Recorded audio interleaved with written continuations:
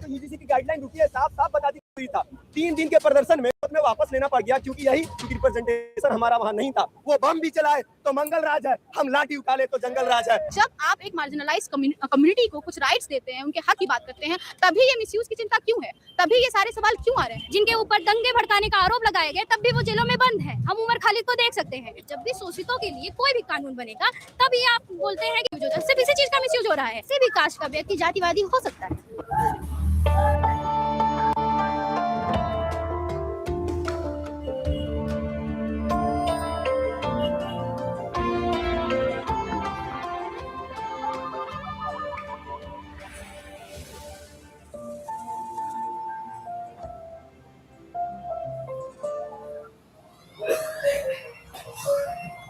हमारी ये मांग है ना, तो आप जरूरी बात आप कह रहे हैं। अगर बोल रहे हैं, जाति सूचक गालियां दे रहे हैं और ये सारी बातें बोलने के बाद भी कहते हैं कि हमारे समाज में जातिवाद नहीं है। मेंबर्स हमारी किस सिलेक्शन किस प्रक्रिया के तहत आ रहे हैं? सिलेक्शन के तहत आ रहे हैं कि इलेक्शन के तहत आ रहे हैं? ओबीसी प्रोफेसर ही नहीं है कि आप उनको जो है उस कमेटी में रखेंगे। तो सुप्रीम कोर्ट में 70 से 80% जज जो हैं जनरल कास्ट से आते हैं, तो हम क्या, जब ये सुप्रीम कोर्ट जब जजमेंट देता है तो हम कहते हैं कि वो बायस्ड हैं। अगर जातिवाद ना होता या भेदभाव ना होता तो सुप्रीम कोर्ट के जज जो हमारे दलित समाज से थे उनके ऊपर जूता ना फेंका गया होता। मैं कह रही हूँ, मिसयूज की अगर चिंता है तो आप यूपीए के खिलाफ बोलिए ना। अगर मिसयूज की चिंता है तो आप ईडी सीबीआई का विरोध करिए ना कि किस तरह से जो है ये सरकार जो उनको टूल्स बना के उनको यूज कर रही है। बेधड़क आप भेदभाव की बोले जा रहे हैं कि आप गधों को घोड़ा बनाने चले हैं, इस तरीके की बात बोल रहे हैं। गलत। तब आप एक समानता के लिए लाया गया कानून का विरोध कर रहे हैं और भेदभाव से कर रहे हैं उसका विरोध। मैं फिजिकल डिसेबिलिटी में हूँ और ओबीसी क्लास से आता हूँ। 2 साल मेरी डिग्री होल्ड करके अभी तक एक भी सेमेस्टर का रिजल्ट नहीं दिया। तो आप एट्रोसिटी के मामले देखना हो कास्ट बेस पे तो आप इलाहाबाद विश्वविद्यालय के निलंबन और निष्कासन के लिस्ट मांग लीजिए इस फैक्टोरियल बोर्ड से। मैं जो है कि मेरी कापियां जो है जाती है वहाँ जो है कि T1 और T2 जो न्यू एजुकेशन पॉलिसी लाया है उसके अकॉर्डिंग जब कापियां जाती है तो नाम देखा जाता है कि ये तो आदित्य कुमार है। इस वक्त हम प्रयागराज के डीएम के दफ्तर के अंदर हैं और ये जो लोग हैं, जब से सुप्रीम कोर्ट ने यूजीसी के कानून पर स्टे दिया है तब से विरोध चल रहा है और आज ये विरोध डीएम ऑफिस तक पहुंच गया। जाके आवेदन देंगे आप लोग? जी हाँ, ये हम लोग डीएम कार्यालय में डीएम के माध्यम से राष्ट्रपति के नाम ज्ञापन सौंपेंगे। आज आइसा द्वारा पूरे देश में दिल्ली विश्वविद्यालय, जवाहरलाल नेहरू विश्वविद्यालय, जंतर मंतर पर हर जगह आइसा द्वारा देशव्यापी प्रतिवाद दिवस है। पूरे देश में आइसा के नेतृत्व में आज छात्र सड़कों पर उतर रहे हैं और जिस तरह से हम कह रहे हैं कि सवर्ण आतंक की वजह से सुप्रीम कोर्ट देश की सर्वोच्च संस्था उस आतंक के सामने घुटने टेककर इस रेगुलेशन पर भी रोक लगाई है, ये बेहद शर्मनाक है। दलितों, पिछड़ों और महिलाओं के अधिकार 2014 के बाद से वेंटिलेटर पर पड़े हुए हैं। लोग भी साथ में हैं, समाजवादी पार्टी है। जी बिल्कुल, छात्र सभा संगठन साथ में है और इसे लागू कराने के लिए हम लोग पूर्ण तरीके से इस सरकार पे दबाव बनाएंगे। कैंपसों में जातिगत उत्पीड़न नहीं चलेगा। अपर जिलाधिकारी हैं जो सत्यम मिश्र, उनके दफ्तर के बाहर, अपर जिलाधिकारी के दफ्तर के बाहर ही छात्र बैठ गए हैं, यहीं रुक गए हैं। इनका कहना है कि डीएम है, तो मैं कहता हूं कि तुम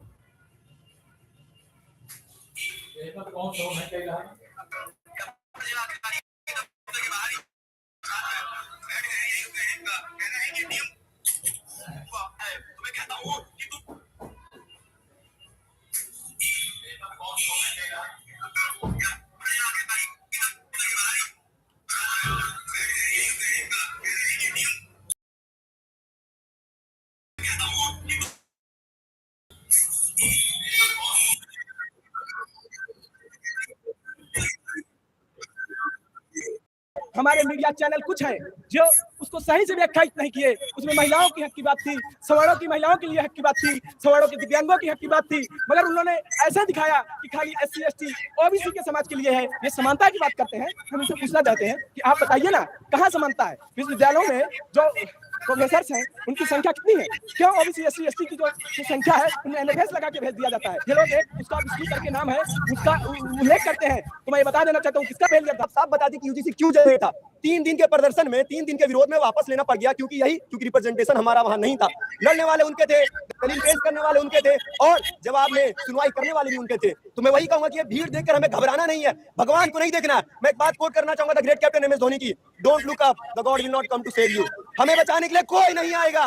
वो बम भी चलाए तो मंगल राज है, हम लाठी उठा ले तो जंगल राज है। जरूरी ये नहीं होता कि हम कैसे स्टार्ट किए, कैसे फिनिश करेंगे, ये फर्क पड़ता है। जो हमेशा से शोषण करने वाले थे और ये एक आ गया है फैसला में, तो ये नरेंद्र मोदी तेली हो गए। आज तक वो राम को लाए थे, यूजीसी एक्ट को ला दिए तो तेली हो गए। इस वक्त हम प्रयागराज के डीएम के दफ्तर के बाहर हैं और आयशा के लोग हैं और समाजवादी छात्र सभा के लोग हैं, ये आप लोग प्रदर्शन कर रहे हैं यूजीसी का जो स्टे लगा है उसकी वजह से। हाँ, जैसे कि हमने देखा कि जो यूजीसी ने इक्विटी गाइडलाइंस जारी की थी, हमने देखा कि वो मतलब वो इक्विटी गाइडलाइंस पढ़ी है, हमने पाया कि वो थोड़ी सी मतलब काफी इनफेक्टिव थी। जो हमारे समाज में जिस तरह से कास्ट डिस्क्रिमिनेशन जो चलता आया है, नहीं जो अभी आया है, मैं उसकी भी बात कर रही हूँ, वो भी इनफेक्टिव थी। इसीलिए सुप्रीम कोर्ट ने कहा था कि उसको रिवाइज करके जो है अब नया कि वो सारे 2012 में जो गाइडलाइंस थी उसके बावजूद जो है हम देखते हैं कि हमारे कैंपसेस में कास्ट डिस्क्रिमिनेशन हो रहा है। हमने रोहित वेमुला के केस देखा, पायल तड़वी का केस देखा और बहुत सारे केसेस हैं जो हमने देखे। लेकिन जब ये इक्विटी गाइडलाइंस आया तो इसमें तमाम कमी कमजोरी थी, जिसको कि हमने मतलब आयशा छात्र संगठन ने भी इस पे मतलब पॉइंट आउट किया था कि जैसे जो इक्विटी कमेटी बन रही है उसके जो हेड हैं वो वीसी होंगे। और मतलब मैं कह रही हूँ कि आप कोई भी कमेटी जब बनाएंगे और उसकी जो सारी पावर है वो वीसी को ही दे देंगे तो वो कमेटी कैसे सुचारू रूप से मतलब चलेगी और वो जस्टिस जो है कैसे इंश्योर करेगी, ठीक है। और उसमें जो सिलेक्शन होगा कमेटी मेंबर्स का, उसकी प्रक्रिया को भी लेके कोई बहुत स्पष्ट रूप से उन्होंने बात नहीं रखी। और जो रिजर्वेशन के जो मतलब आप कैसी कमेटी चाहती हो, क्योंकि कमेटी में कौन से मेंबर होंगे इसी को लेकर भी बात। ठीक है, मैं वही बात रख रही थी। मैं कह रही थी कि इसमें तमाम कमी कमजोरियों के बावजूद, क्योंकि हम ये लड़ाई बहुत सालों से समय से लड़ते आए हैं, इसके खिलाफ सुप्रीम कोर्ट में जो केस चल रहा था, इसके लिए कितने लोगों ने शहादतें दी हैं, इसलिए हम इस इक्विटी गाइडलाइंस का स्वागत कर रहे थे, क्योंकि ये समानता की तरफ बढ़ा हुआ एक थोड़ा सा पहला कदम था। हम इसका वेलकम कर रहे हैं और इसको जो और स्ट्रेंथन करने की जरूरत है। सुप्रीम कोर्ट ने इस पे स्टे लगा दिया है और कह रहे हैं कि इसका मिसयूज होगा, इससे जो है भेदभाव बढ़ेगा। हाँ, और मैं कह रही हूँ कि आपके समाज में पहले से भेदभाव है ना, इसीलिए तो वो सारे जो बिल लाएगा इस चीज से डील करने के लिए ही लाएगा ना, क्योंकि आपके समाज में भेदभाव है। और मिसयूज का तर्क तो मुझे बहुत बेहुदा तर्क लगता है, क्योंकि मिसयूज तो जो है हमें सारे कैंपसेस में वुमेन सेल है तो महिलाएं भी मिसयूज कर सकती हैं, एंटी रैगिंग स्क्वाड है वो भी मिसयूज कर सकते हैं, पता नहीं कितने तमाम तरह के हमारे देश में कानून है।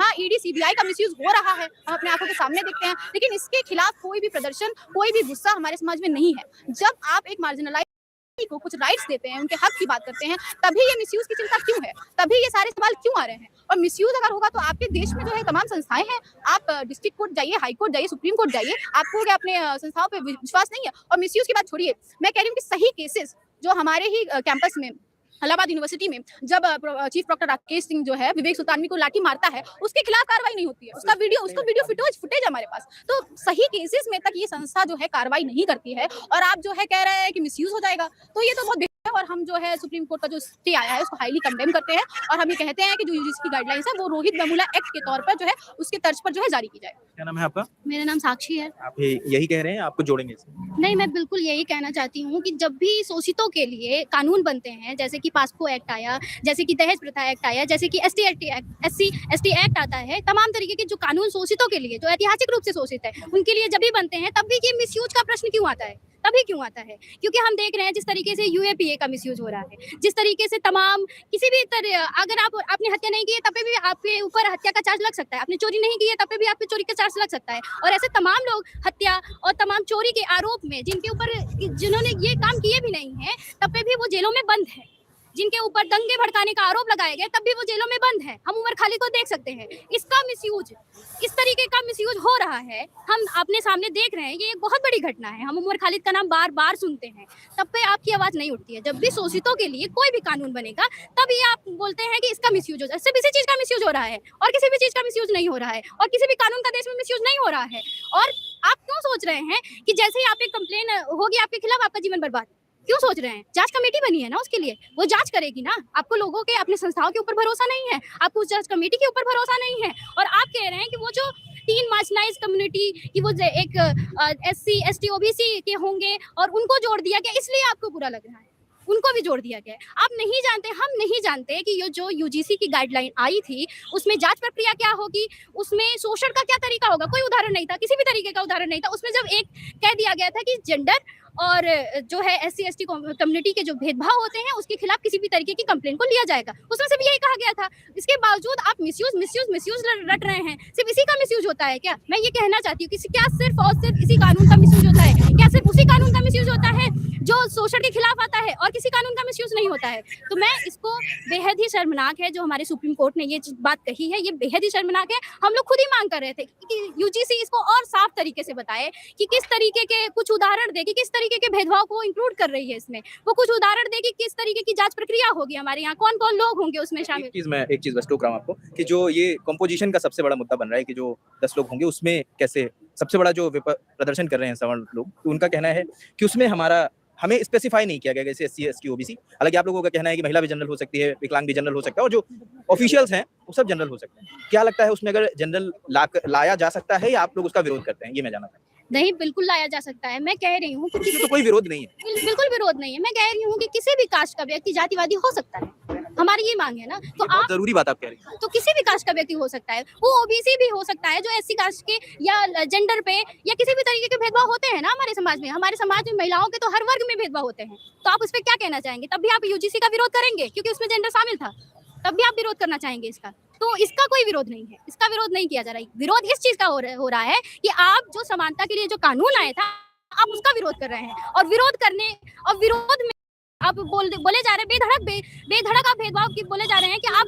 गधों को आप घोड़ा बनाने चले हैं। किस तरीके की बात बोल रहे हैं आप? बात तो सरासर गलत है, उस पर बिल्कुल। तो इस मतलब आप एक समानता के लिए लाया गया कानून का विरोध कर रहे हैं और भेदभाव से कर रहे हैं उसका विरोध।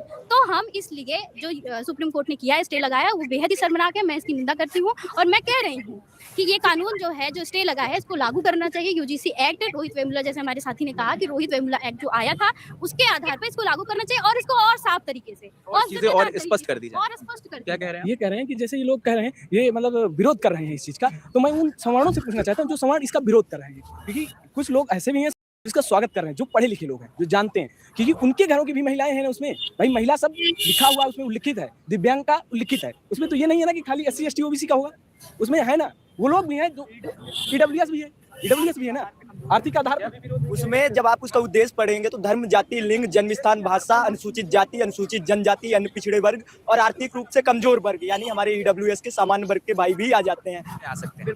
आपको जोड़ना है प्लीज तो आगे। मेरा नाम ज्योति पांडे है। तो मेरा कहना यह है कि मतलब दो चीजें होनी चाहिए सोसाइटी